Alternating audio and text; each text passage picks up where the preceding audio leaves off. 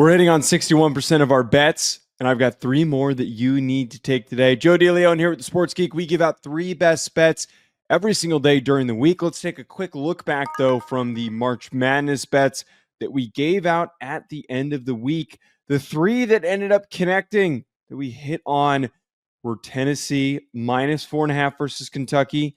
We ended up getting Florida minus 6.5 versus Maryland. Arkansas plus 5.5 versus Texas Tech. The only one we didn't get was Michigan plus 9.5 versus Auburn. Right now, college basketball, we're sitting at 67%, 37 and 18 since February, 14, 11 and 1 on college basketball. Overall, 52, 33 and 1, which is good for 61.18%. We're giving out three NBA games today. Starting off, Heat minus 6.5 versus the Wizards.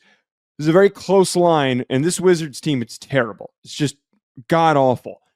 We're reaching the point in the season where these teams that are vying for the first overall pick aren't really trying.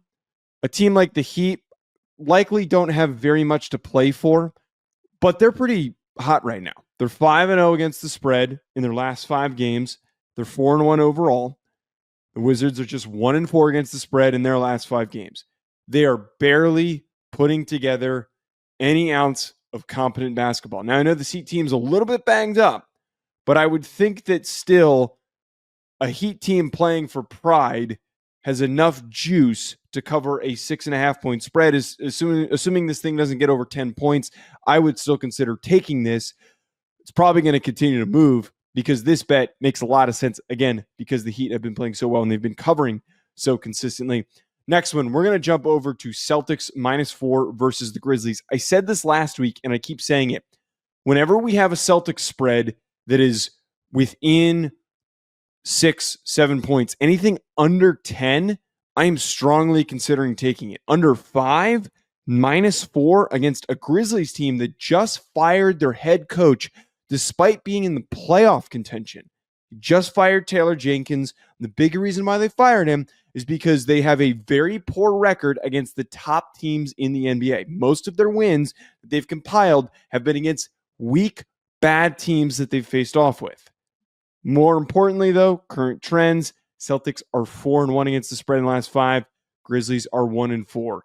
Lean on the Celtics, especially when we're given handouts like this, when the spread is so close. Last one we're going to take. We've been having some success betting against the Kings lately, and we're going to keep doing it. I like this Pacers team.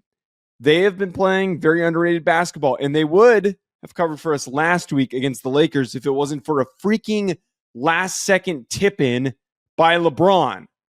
But we're going to take Pacers minus 5.5 versus the Kings. The Kings are 1-4 against the spread in the last 5. The Pacers are only 2-3 against the spread in their last 5, but I don't think that's truly indicative for some of the tough matchups that they've had in the stretch going up against OKC, facing off with the Lakers. That really paints the picture of how good they are and how much better they are than the Kings in this battle. So close-ish spread is doable for them to cover in this situation. Folks, let me know below in the comments, what games are you betting on today? Hit that like button and subscribe. We'll talk to you later.